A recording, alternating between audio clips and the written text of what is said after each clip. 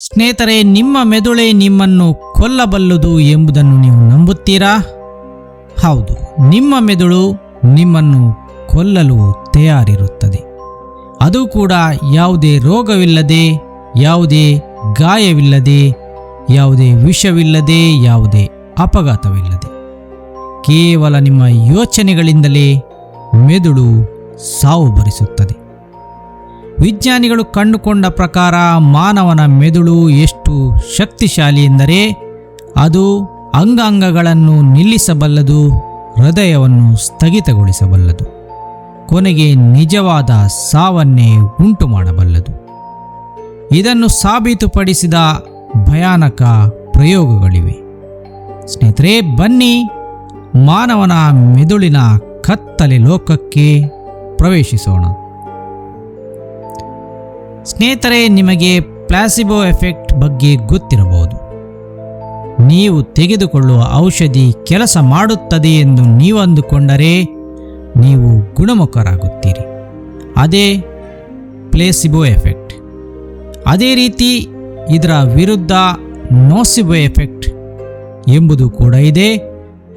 ಯಾವುದೋ ಕೆಟ್ಟದ್ದು ಆಗುತ್ತದೆ ಎಂದು ಒಬ್ಬ ವ್ಯಕ್ತಿ ನಂಬಿದರೆ ಅವನ ದೇಹವೇ ನಿಜವಾದ ನೋವು, ವೀಕ್ನೆಸ್, ಅಂಗಾಂಗ ವೈಫಲ್ಯವನ್ನು ಉಂಟು ಮಾಡುತ್ತದೆ, ಕೆಲವೊಮ್ಮೆ ಸಾವನ್ನು ತಂದೊಡ್ಡುತ್ತದೆ. ಇದೇ ನೋಸಿಬೋ ಎಫೆಕ್ಟ್. ಇದಕ್ಕೆ ಒಂದು ನಡೆದಿರುವ ಉದಾಹರಣೆಯನ್ನೇ ತೆಗೆದುಕೊಳ್ಳಬಹುದು. ಒಂದು ಪ್ರಸಿದ್ಧ ಮೆಡಿಕಲ್ ಕೇಸ್ನಲ್ಲಿ ಒಬ್ಬ ವ್ಯಕ್ತಿಗೆ, ನಿನಗೆ ಮಾರಕ ರೋಗವಿದೆ, ಕೆಲ ತಿಂಗಳಲ್ಲೇ ನೀನು ಸಾಯುತ್ತಿ ಎಂದು ಡಾಕ್ಟರ್ಗಳು ಹೇಳುತ್ತಾರೆ. ಅವರು ಒಂದು ತಪ್ಪು ರಿಪೋರ್ಟ್ನಿಂದ ಹಾಗೆ ಹೇಳಿದ್ದರು. ಯಾವುದೋ ಒಂದು ಎಡವಟ್ಟಿನಿಂದ ಹೀಗಾಗಿತ್ತು. ಆದರೆ ಈ ಮಾತನ್ನು ಕೇಳಿದ ನಂತರ ಆತನ ಆರೋಗ್ಯ ತೀವ್ರವಾಗಿ ಕುಸಿಯುತ್ತಾ ಬಂತು. ಆತನ ದೇಹದಲ್ಲಿ ಶಕ್ತಿ ಕಡಿಮೆಯಾಯಿತು. ಅಂಗಾಂಗಗಳು ವೈಫಲ್ಯಗೊಂಡು ಕೆಲಸ ನಿಲ್ಲಿಸಿದವು. ಅವನು ಸತ್ತ ನಂತರವೇ ವೈದ್ಯರುಗಳು ಬೆಚ್ಚಿ ಬೀಳುತ್ತಾರೆ. ಯಾಕೆಂದರೆ ಆತನಿಗೆ ಆ ರೋಗವೇ ಇರಲಿಲ್ಲ. ಇಲ್ಲಿ ಅವನ ಮೆದುಳು ಸಾವು ಬರುತ್ತಿದೆ ಎಂದು ನಂಬಿತ್ತು. ಅವನ ದೇಹ ಅದನ್ನು ಅನುಸರಿಸಿತ್ತು. ಈ ರೀತಿಯಾಗಲು ಕಾರಣ ಅವನ ತಲೆಯಲ್ಲಿ ಬಂದ ಒಂದು ಆಲೋಚನೆಯಾಗಿತ್ತು. ಆ ಆಲೋಚನೆಯೇ ಆತನನ್ನು ಸಾಯಿಸಿತ್ತು. ಸ್ನೇಹಿತರೆ, ಹಿಂದಿನ ಕಾಲದ ಜನರು ತುಂಬ ವರ್ಷ ಬದುಕುತ್ತಿದ್ದರು. ಅದರ ಒಂದು ಕಾರಣ ಅವರು ಒತ್ತಡರಹಿತ ಜೀವನವನ್ನು ಸಾಗಿಸುತ್ತಿದ್ದುದೇ ಆಗಿತ್ತು.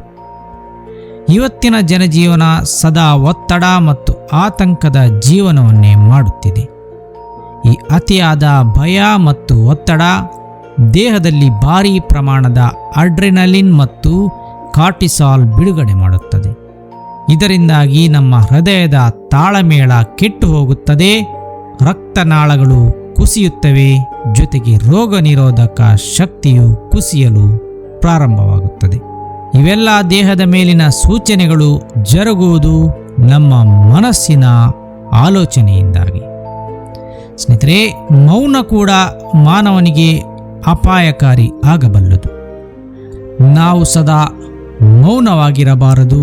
ನಮ್ಮ ಮನಸ್ಸಿನೊಳಗಿನ ದುಃಖ ದುಮ್ಮಾನಗಳನ್ನು ಬೇರೆಯವರ ಜೊತೆ ಹೇಳಿಕೊಳ್ಳಬೇಕು ಎಂಬುದು ನಮಗೆ ಹಿಂದಿನವರು ಕಲಿಸಿದ ಪಾಠ. ಇದನ್ನು ನಿಜವೇ ಎಂದು ತಿಳಿಯಲು ವಿಜ್ಞಾನಿಗಳು ಒಂದು ಪ್ರಯೋಗ ಮಾಡುತ್ತಾರೆ. ಅವರು ಸಂಪೂರ್ಣ ಶಬ್ದರಹಿತ ಕೋಣೆಗಳನ್ನು ನಿರ್ಮಿಸುತ್ತಾರೆ. ಕೆಲವು ಜನರನ್ನು ಆರಿಸಿ ಪ್ರಯೋಗಕ್ಕೆ ಒಳಪಡಿಸಲಾಗಿತ್ತು. ಆ ಕೋಣೆಯಲ್ಲಿ ಕೂತವರಿಗೆ ಮೊದಲು ಅಲ್ಲಿ ನೆಮ್ಮದಿ ಇದೆ ಅನಿಸುತ್ತದೆ. ಆದರೆ ಕೆಲ ಗಂಟೆಗಳ ನಂತರ ಅವರಿಗಲ್ಲಿ ಬೇರೆಯದೇ ರೀತಿಯ ಅನುಭವಗಳು ಆಗಲಾರಂಭಿಸುತ್ತವೆ. ಆ ಶಬ್ದವಿಲ್ಲದ ರೂಮಿನಲ್ಲಿಯೂ ಕೆಲವರು ಶಬ್ದಗಳನ್ನು ಕೇಳುತ್ತಾರೆ, ಕೆಲವರು ಬೆಳಕನ್ನು ನೋಡುತ್ತಾರೆ. ಅಲ್ಲಿ ಸಾಮಾನ್ಯ ಬೆಳಕಿತ್ತಾದರೂ ರಿಯಾಲಿಟಿಯಲ್ಲಿ ಇಲ್ಲದ ಬೆಳಕುಗಳನ್ನು ಅವರ ಕಣ್ಣುಗಳು ಕಾಣಲು ಪ್ರಾರಂಭಿಸುತ್ತವೆ.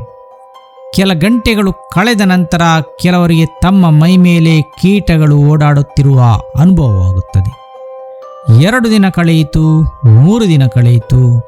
ಅಲ್ಲಿದ್ದ ಹೆಚ್ಚಿನವರು ತಮ್ಮ ಮಾನಸಿಕ ಸಮತೋಲನವನ್ನು ಕಳೆದುಕೊಳ್ಳುತ್ತಾರೆ. ಇದು ಯಾಕೆ ಹೀಗಾಗಿರಬಹುದು ಎಂಬ ಯೋಚನೆ ನಿಮಗೂ ಬಂದಿರಬಹುದು. ಸ್ನೇಹಿತರೆ, ನಮ್ಮ ಮೆದುಳು ಸದಾ ಶಬ್ದಗಳನ್ನು ಸ್ವೀಕರಿಸಲು ವಿನ್ಯಾಸಗೊಂಡಿದೆ. ಶಬ್ದವೇ ಇಲ್ಲದಿದ್ದರೆ ಅದು ತನ್ನದೇ ವಾಸ್ತವವನ್ನು ನಿರ್ಮಿಸಲು ಆರಂಭಿಸುತ್ತದೆ. ಈಗ ಮೆದುಳು ಭ್ರಮೆಯನ್ನು ನಮಗೆ ತೋರಿಸಲು ಶುರು ಮಾಡುತ್ತದೆ. ಅಂದರೆ ಅದು ತಾನೇ ಕಲ್ಪಿತವಾದ ಧ್ವನಿಗಳನ್ನು ನಮಗೆ ಕೇಳಿಸುತ್ತದೆ.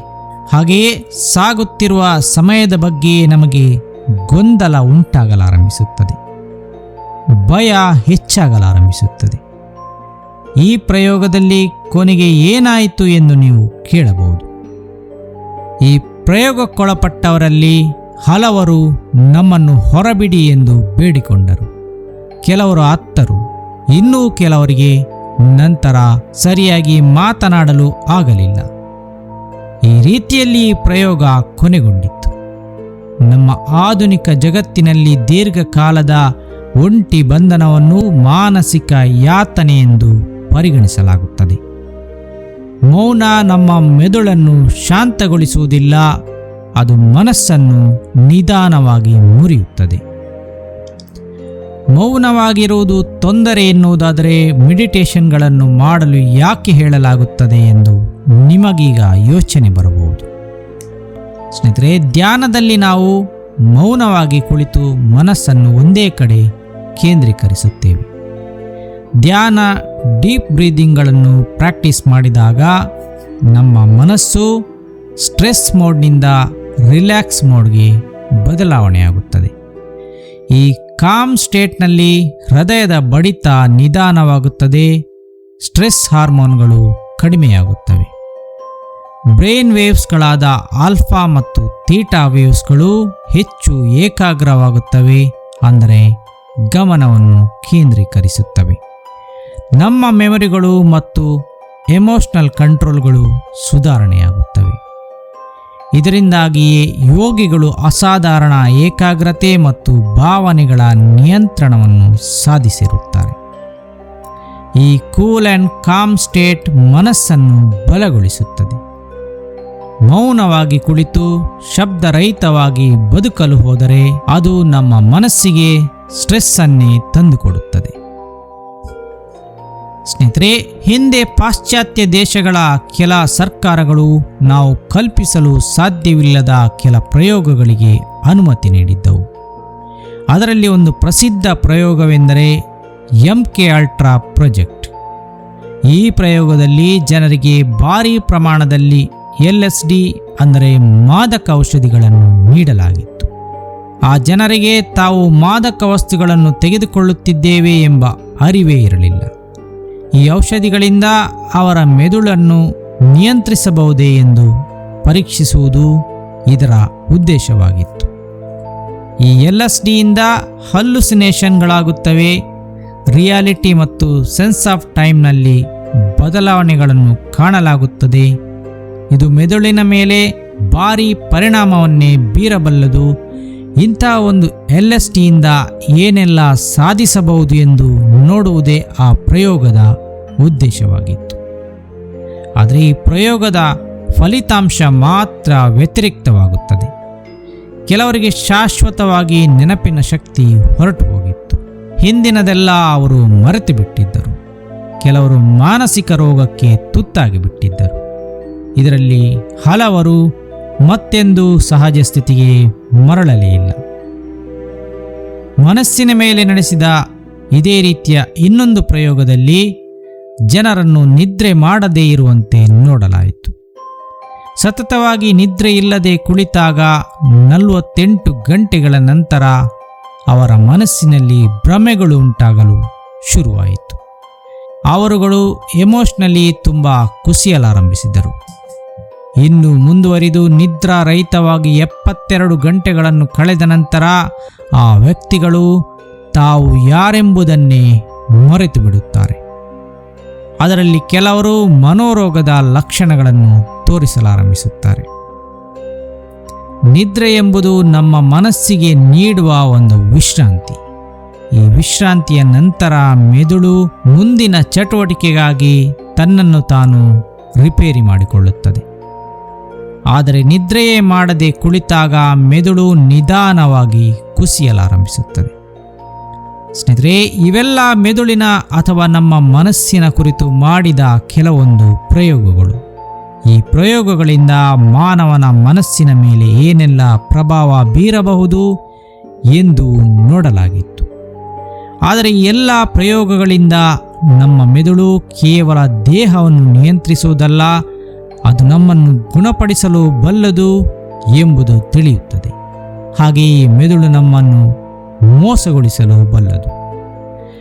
ಆದರೆ ಮನಸ್ಸನ್ನು ಅತಿಯಾದ ಒತ್ತಡಕ್ಕೆ ತಳ್ಳಿದರೆ ನಮ್ಮನ್ನೇ ಅದು ನಾಶ ಮಾಡಬಲ್ಲದು. ಅದು ಕೂಡ ಯಾವುದೇ ರೋಗವಿಲ್ಲದೆ, ಯಾವುದೇ ಗಾಯವಿಲ್ಲದೆ.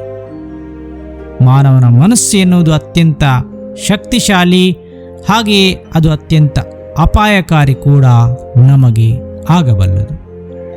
ನಾವು ಮನಸ್ಸನ್ನು ಹೇಗೆ ಸಾಕುತ್ತೇವೆ ಎನ್ನುವುದರ ಮೇಲೆ ಅದು ನಮ್ಮನ್ನು ಸಾಕುತ್ತದೆ.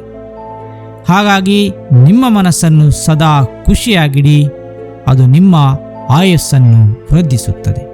ಋಣಾತ್ಮಕ ಚಿಂತನೆಯನ್ನು ಬಿಟ್ಟು ಬಿಡಿ, ಸದಾ ಧನಾತ್ಮಕ ಚಿಂತನೆಯಲ್ಲೇ ಬದುಕಿ. ಇದರಿಂದ ನೀವು ಜೀವನದಲ್ಲಿ ನೀವು ಅಂದುಕೊಂಡಿದ್ದನ್ನು ಸಾಧಿಸಬಹುದು. ಸ್ನೇಹಿತರೆ, ಇಲ್ಲಿಗೆ ಈ ವಿಡಿಯೋ ಮುಗಿಯಿತು. ಮುಂದಿನ ವಿಡಿಯೋದಲ್ಲಿ ಮತ್ತೆ ಸಿಗೋಣ. ವೀಕ್ಷಣೆಗಾಗಿ ಧನ್ಯವಾದಗಳು.